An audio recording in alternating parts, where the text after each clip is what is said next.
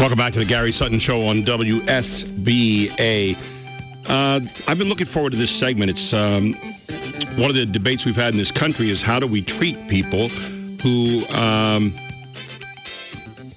terrorists, for example, after 9/11, we talked about enhanced interrogation techniques, torture, all that kind of thing. And we still have that debate to some degree today about who we want to be as a nation and what is the right way to do it. We've got two great guests this morning. Michael Kearns is a retired Air Force intelligence officer and former Master Survival Evasion Resistance Escape Instructor. It's called SERE, S-E-R-E. He used enhanced interrogation techniques against hundreds of American troops in order to teach them how to safely survive brutal enemy interrogations until they are rescued or escape. A few years ago, after 9/11, Kearns learned that two SERE psychologists he'd worked with had reverse engineered the program and sold it to the Bush administration as a blueprint for the enhanced interrogation techniques employed at Guantanamo Bay, Abu Ghraib, and other black sites around the world. When Kearns learned that they had made $80 million through its use, he went ballistic. Kearns blew the whistle to major newspapers, legislators, online sites, government agencies, anyone with an ear, and no one listened. And refusing to be silenced, he ultimately turned to a television executive producer named Ronald Solomon, who is a head writer and show creator. And he asked Solomon to co-write a book with him in which they would share his story. And the name of the book, it's a piece of fiction, but it uses as much factual information as possible and indicts those they believe to be guilty in a parallel narrative. It's called Broken. With us this morning, Michael Kearns and Ronald Solomon here on the Gary Sutton Show. Michael and Ronald, great to have you on the show. Good morning to you. Good morning. Great to be with you, Gary. Michael, I want to talk to you first of all. You're a guy that trained people actually tortured them, I guess, and the enhanced interrogation techniques so they would be ready in case they were captured by the enemy, right? Tell us a little bit about that. Well, sure. It's a basic psychological construct. It's one that actually was borrowed by the communist Chinese, the Soviet Union. We were protecting our own forces that were on strategic reconnaissance operations, flying aircraft very close to these nations. We had cryptologic linguists with lots of information. We wanted to make sure that they could survive with their honor and come home, which typically through history, the communists in this case, if you are seen to have information, you tend to stay longer as their guest. Whereas if you don't say things, we call it staying in a circle, a circle where your crew and yourselves have a story that you worked on, that it makes sense for what your aircraft is, that you can be returned to your home and with your honor intact. That was our goal. Tell me about the kinds of things that you would do to those soldiers in terms of enhanced interrogation techniques, because there are people who say, well, they're torture, they're not torture. What were the things, for example, most of us have heard of, the one thing we've heard a lot about was waterboarding. Would you waterboard men like this and women like this? Our specific office, the Special Survival Training Program, did not do the waterboard as a physical entity. We used water. We put people in certain positions and have a cup of water, sometimes just to shock them into reality of trying to give the correct answer. The Navy, in their basic combat survival school at North Island in California, that's the only place that I knew of that had a waterboard, a formal waterboard. You're strapped down to it, you get laid back, and water keeps coming until you choose to give up. You're a guy that I know your position now is that, some of these enhanced interrogation techniques really are torture. Tell us how you came around to that after being a guy who, was showing people how to do this and what really set you off. I read it a moment ago, but I think coming from you, it's going to mean a lot more. Sure. Well, what's interesting is all we knew in the military for ages and ages, especially after the Korean War, and then getting into the Cold War, that these communist techniques were really quite good at what they did, in the sense of breaking a person down to a point where they'll say anything to have whatever is being done to them stop. So that would, to me, in the legal sense, that would be torture, doing something to a person that then they can't have stopped. And certainly you take any of the EITs that were listed by the Bush-Cheney administration, the hand slap, I would suspect that if it's done properly within the SEER school standards, your hand is only supposed to go from the shoulder of the person you're slapping to their face. So you're not really hitting the person. So all of the different techniques that we used in SEER school were modified so as it hurt, but it was not meant in a very, very disastrous kind of slap, one that would keep going on and keep going on. And that's what I read about in the recent global war on terror. Interrogators are doing very, very harsh techniques on people that they don't even know if they have information or not. You are a master survival evasion resistance escape instructor. There's a lot to carry around with you right there. SERE. You got into a situation after 9/11 where you learned that two psychologists in the same program you're in there had worked with and had reverse engineered the program. How did that happen? What did they do? And then they sold it to the Bush administration as a blueprint for what should be the enhanced interrogation techniques, which I think you disagree with, that were used at Guantanamo Bay. Well, I was actually recruited by the Australians in 2000. I joined the Australian Air Force in 2001. And after 9/11, I worked at counterterrorism for the Australian military. And incidentally, I also helped them start up their own SEER program. And we trained their Special Air Service guys to go into action. But something that really you're asking a question about after 9/11, could you rephrase that question just one more time for me? Sure. I was reading something about after 9/11, you learned that two of the SEER psychologists you'd work with had reverse engineered the program and sold it to the Bush administration as a blueprint for the enhanced interrogation techniques employed at Guantanamo Bay and Abu Ghraib and some of the other black sites around the world. When you learned about that they had also made $80 million through its use, you kind of went off. Tell us what happened there. Break it down for us. So I was down in Australia, and I read Jim Risen's book. And in Jim Risen's book, he said that there was the harsh interrogations were being done by SEER instructors, and he noted that they were Army SEER instructors. So around 2009, I was thinking, oh, those very stupid Army guys, they really got themselves caught up in something bad. And then later I came to find out through an article written by Jeff Kay, Dr. Jeffrey Kay, that actually connected the dots of Bruce Jessen, Jim Mitchell, and Roger Aldridge. All three of them I worked together with for about 3 years in Spokane, Washington. And everything that we taught, our whole core of our instructional system, essentially shows that if someone tortures you, that you really are the winner. I want to ask you about some more things here in a minute, but I want to bring Ronald in now, Ronald Solomon, who we've been keeping on witness protection here for a few minutes. Ronald, so Mike blows the whistle on this to major newspapers and legislators and online sites and government agencies and anybody with an ear, but no one was really listening. And you weren't that interested the first time he came to you with this, but then he came and you decided to co-write a book. Tell us about how you got involved in this whole thing. Well, Michael found me. I was living quite peacefully. I'd left Hollywood and kind of retired to the mountains in Colorado. And Michael found me. He was in Evergreen, this town we live in, through a mutual friend. And he approached me and told me this story. And, quite frankly, I didn't believe it. Right. Not only, it just seemed so outlandish that our country was torturing people. And I know, obviously, this is before the revelations about, all the photographs from Abu Ghraib and everything that came out about Gitmo and the Black Ops sites. So I listened, and part of me just wouldn't let it go. Yeah. So I started to do some research on my own. And I found out that what Michael had said was true, and I was really quite appalled by it.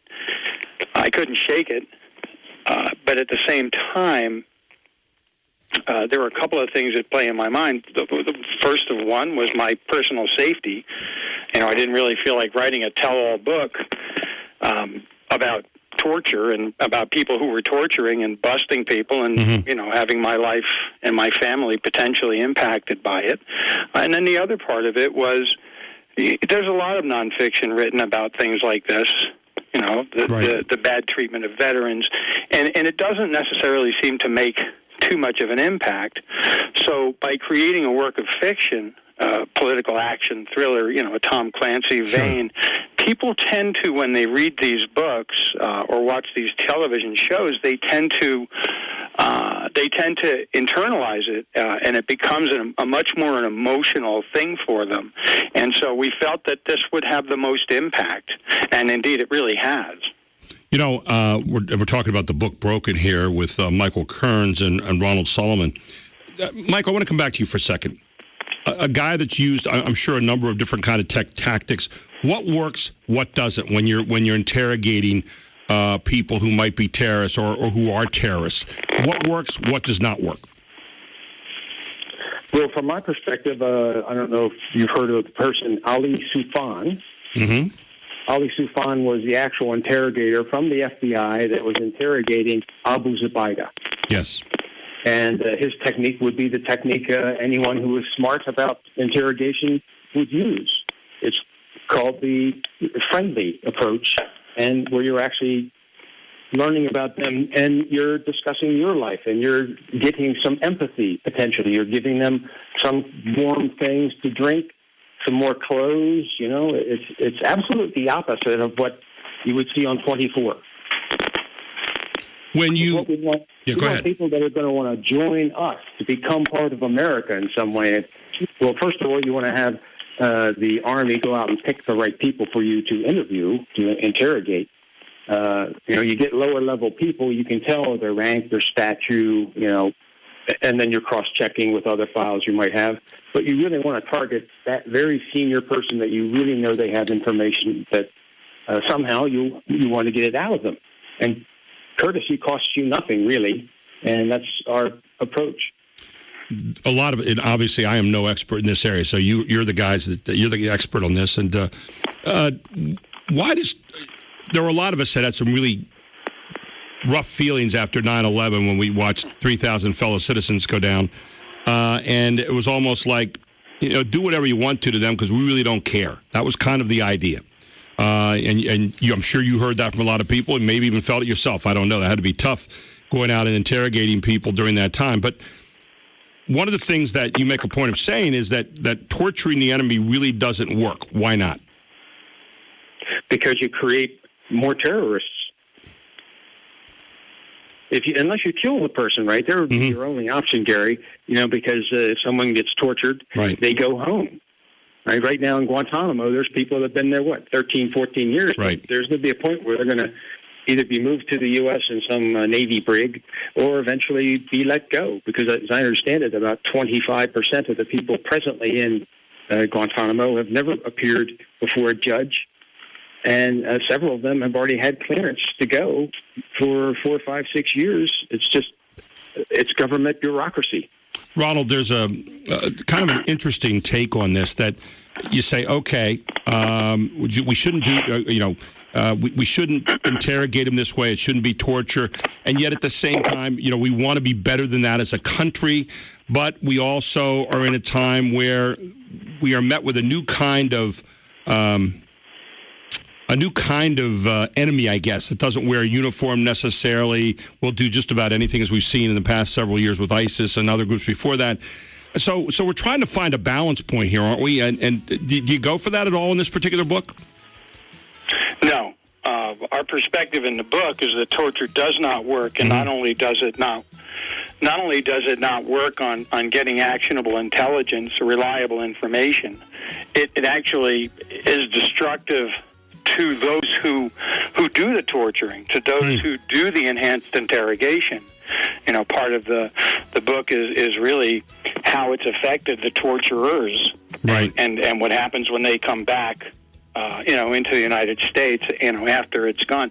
It's interesting that we did this because we've known, really as a civilization, for so long that when it comes to getting the truth torture does not work. Torquemada was the Grand Inquisitor during the Spanish Inquisition, right. One of the most notoriously brutal periods of time.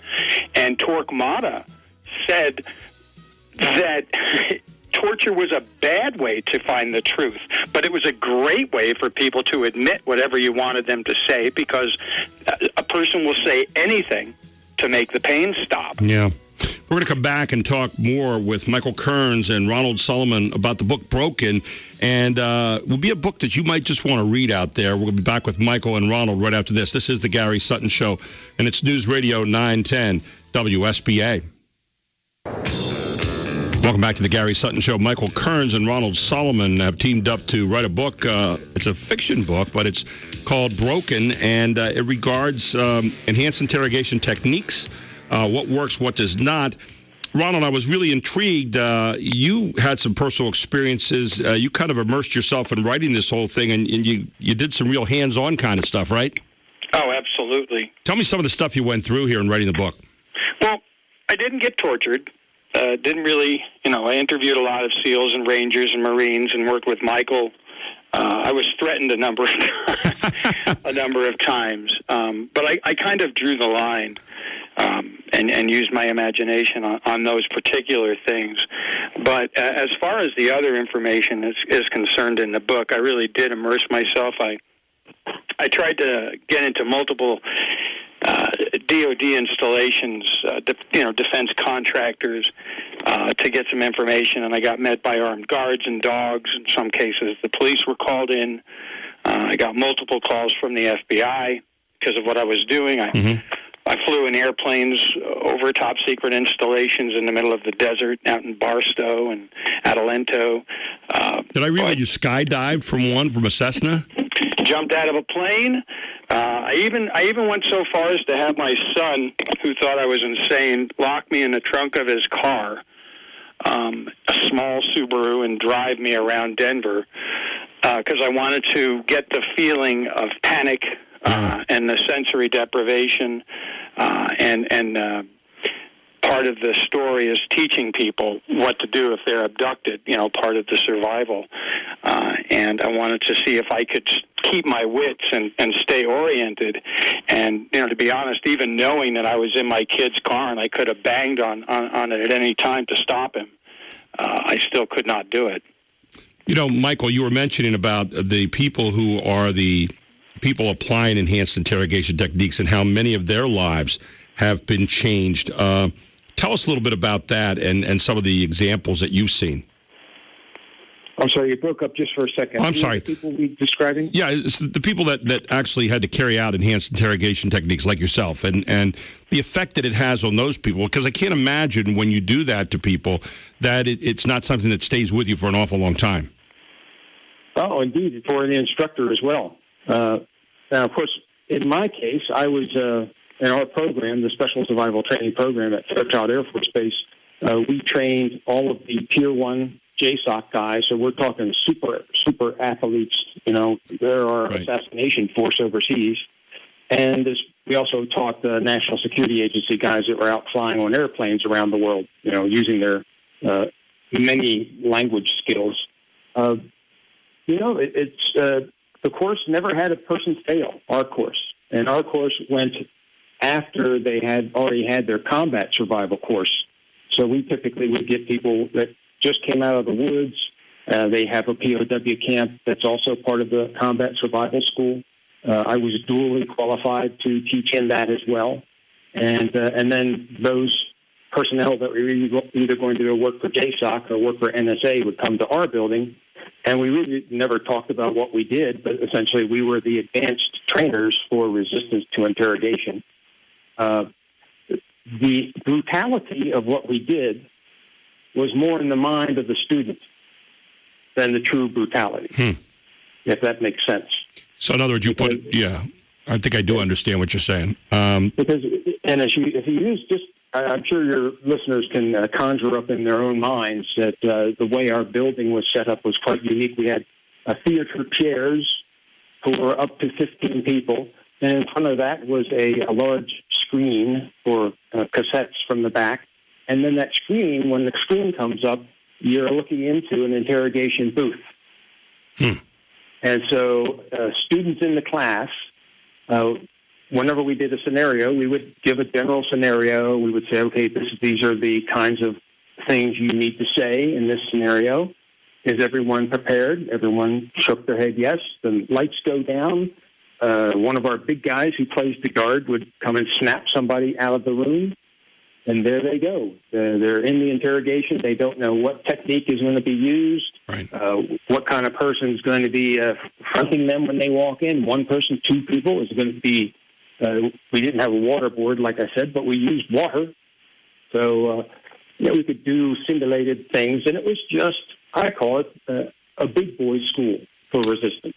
I guess the question that probably a lot of people are asking out there, Ron, is where's the fine line between getting information and brutalizing someone? Where is that line? Where do we not cross? And because we've had that debate now since really 9/11 and getting people like Khalid Sheikh Mohammed and other people like that to get information to us.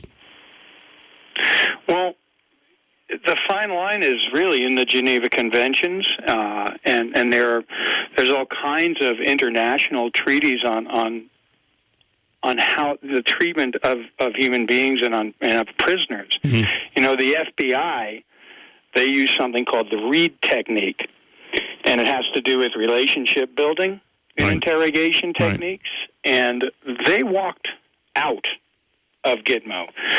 They would not participate in the CIA's programs because they know that they do not work.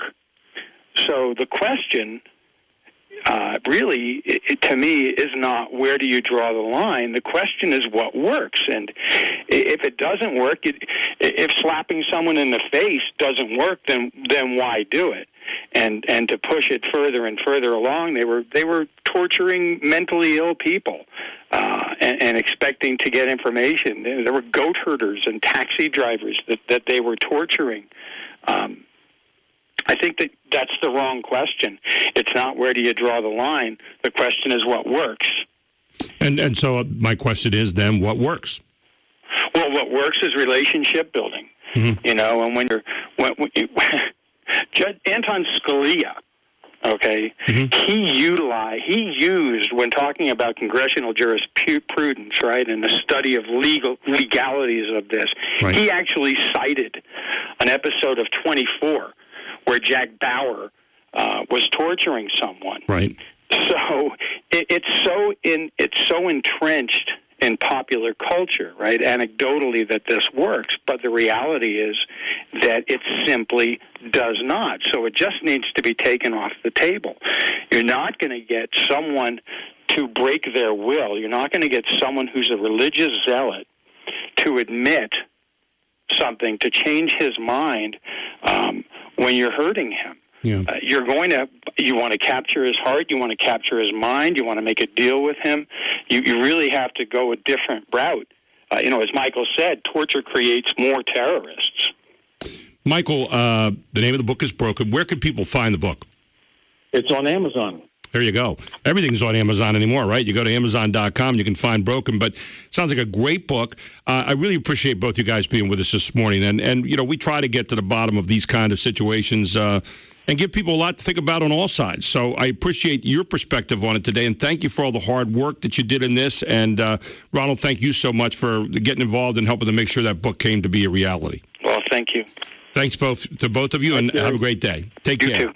Bye-bye. Michael Kearns and Ronald Solomon with us here on the Gary Sutton Show this morning as talking about a different look at enhanced interrogation techniques, what really works, what really doesn't. We'll let that up to you. But read the book, Broken. It's a fiction book, but it's based around real events, okay? And if you're like me, you love that kind of book, okay?